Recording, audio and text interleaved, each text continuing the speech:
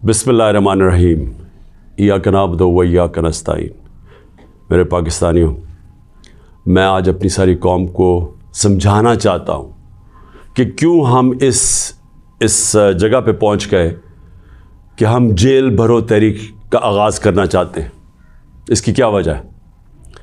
دیکھیں، ساری دنیا میں قومیں کسی قانون کے تحت چلتی ہیں۔ قانون کیا ہوتا ہے؟ وہ آئین فیصلہ کرتا ہے کہ کیا قانون میں جائز ہے اور کون سی چیز ناجائز ہے۔ جب سے یہ امپورٹڈ حکومت آئی ہے، اس ملک کے آئین اور قانون کی دھجیاں اڑائی گئی ہیں۔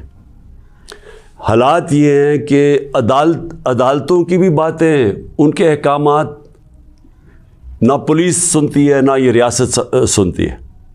میں آپ کو مثال دیتا ہوں کہ ابھی حال ہی میں جب یہ امپورٹڈ حکومت بھاگ رہی تھی اسلام آباد کے لوکل گورنمنٹ الیکشن سے، تو عدالت نے کہا کہ فوری طور پہ ڈیٹ دو، بلکہ انہوں نے تو کہا کہ 48 گھنٹے میں کرواؤ۔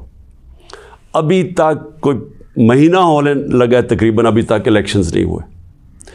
اس کے علاوہ جس طرح فنڈامنٹل رائٹس، جو بنیادی حقوق، جو ہمارا آئین ہمیں ہمارے بنیادی حقوق کی حفاظت کرتا ہے، حالات یہ ہیں کہ لوگوں کو اٹھایا جاتا ہے۔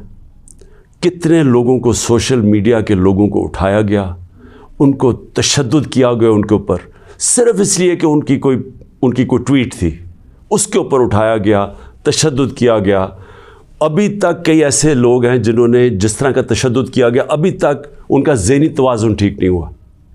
اعظم سواتی، کون سا آئین، کون سا قانون اجازت دیتا ہے کہ ایک ٹویٹ کے اوپر ننگا کر کے اس کے اوپر تشدد کیا جائے، اور پھر جب وہ پھر سے اس کو جیل میں ڈالا جاتا ہے اور پھر اس کو کوئی 30 اس کے اوپر FIR کوئی بلوچستان سندھ میں کی جاتی ہے۔ شیخ رشید، آئین اس کو عدالت اس کو ضمانت دیتی ہے، اس کے باوجود اس کو اٹھا کے لے جاتے ہیں اور اس کے اوپر کیسز سندھ اور بلوچستان میں کر دیتے ہیں۔ فواد چودھری، عدالت 4 دفعہ کہتی ہے IG کو کہ پیش کرو فواد چودھری کو عدالت میں، اور وہ اس کو اسلام آباد لے جاتے ہیں۔ تو یہ تو میں تھوڑی مثالیں دے رہا ہوں جو شہباز گل سے ہوا۔ کسٹوڈیل ٹارچر، تشدد، یہ پاکستان کے قانون کے خلاف ہے۔ تشدد بھی ہوا اور اس کو کوئی ریلیف نہیں ملی، اور پھر ڈرایا دھمکایا گیا اور کیسز کیے گئے۔ پرامن احتجاج ہمارا تھا 25 مئی کو، اس کے اوپر جو ظلم کیا گیا، کون سا قانون اور آئین ایک جمہوریت میں اجازت دیتا ہے کہ پرامن احتجاج کے اوپر تشدد کرو؟ انہوں نے 3 دھرنے ہمارے اگینسٹ دیے اور لانگ مارچز کی، کس کے اوپر ہم نے کوئی سختی کی؟ تو میں تو یہ تھوڑی سی مثالیں دے رہا ہوں آپ کو کہ ہمارا سارا جو ہمارے آئین اور قانون کے اوپر جو اعتماد ہے ہم اس قوم کا، وہ اٹھتا جا رہا ہے۔ اور بلکہ ہمیں یہ خوف ہے کہ جو اب آئین جو جمہوریت بیس ہوتی ہے جس آئین کے اوپر، اور جمہوریت کے اندر واضح طور پہ ہے کہ 90 دن کے اندر الیکشنز کروانے پڑیں گے۔ ہم نے اپنی 2 حکومتیں پنجاب اور سندھ میں کیوں گرائیں؟ گرائیں کیا ڈیزالو کی؟ خود کوئی ایسے نہیں کرتا۔ ہم نے صرف آئین کو سامنے رکھ کے کی کہ ہمیں جب پتہ تھا کہ 90 دن کے علاوہ آپ آگے نہیں جا سکتے، تو ہم نے اس کو سامنے رکھ کے الیکشنز کی طرف گئے، اس لیے کہ ملک ایک بہت بڑے بحران کا شکار ہے، ایک پولیٹیکل انسٹیبلٹی کا شکار ہے، اور جب تک اس ملک میں سیاسی استحکام نہیں آتا، ہماری معیشت نہیں ٹھیک ہونے لگی۔ تو ہم نے قربانیاں دی 2 گورنمنٹس کی، جو تقریباً 66% پاکستان ہے، صرف اس لیے کہ آئین 90 دن میں الیکشن کرواتا ہے۔ ابھی تک کتنے دن ہو گئے ہیں؟ 20-25 دن ہو گئے ہیں، ابھی تک کوئی ڈیٹ نہیں ملی۔ دونوں الیکشن کمیشن اور یہ جو 2 حکومتیں، جو 2 گورنرز ہیں، انہوں نے ڈیٹس نہیں ابھی تک دی، اور یہ سیدھی پاکستان کے آئین کی وائلیشن ہے۔ اور اگر یہ 90 دن سے آگے جاتے ہیں تو آئین بڑا صاف ہے اس میں کہ آرٹیکل 6 لگے گا۔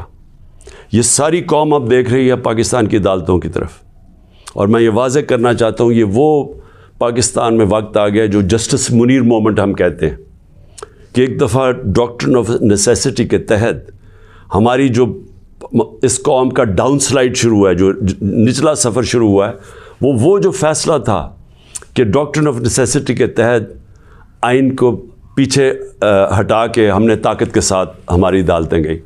تو آج بھی وہی وقت ہے, سارا پاکستان دیکھ رہا ہے, ٹائم بدل چکا ہے.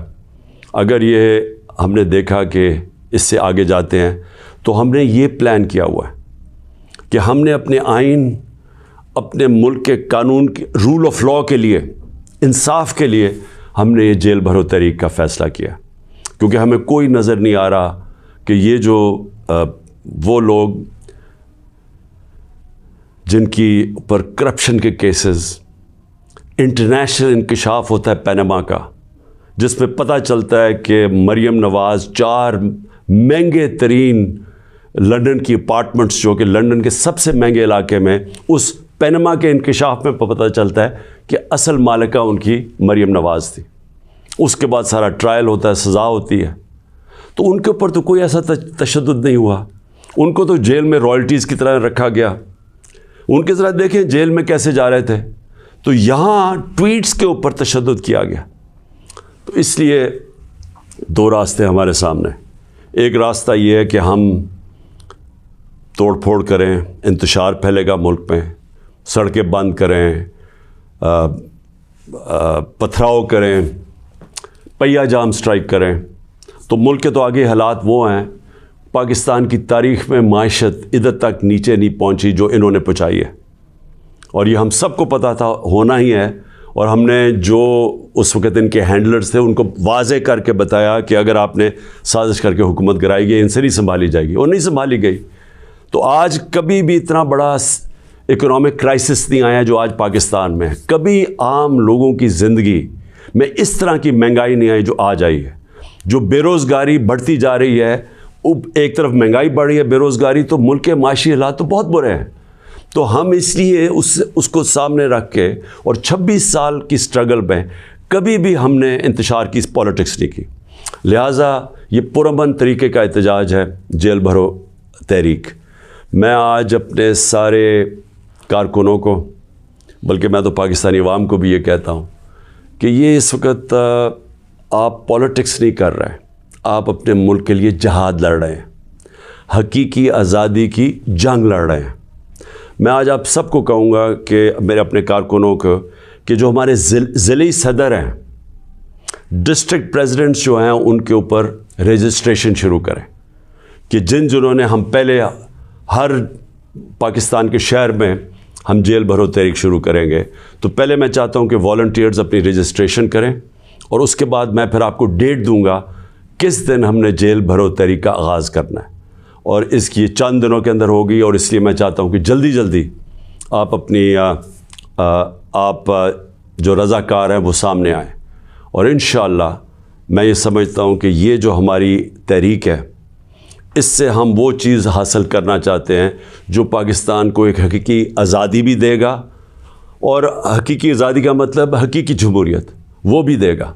اور وہ انشاءاللہ وہی ایک پاکستان کو ایک وہ جمہوریت جدھر رول آف لاء ہے, جدھر قانون کی حکمرانی ہے, وہی پاکستان کو اس دلدل سے نکالے گا. شکریہ.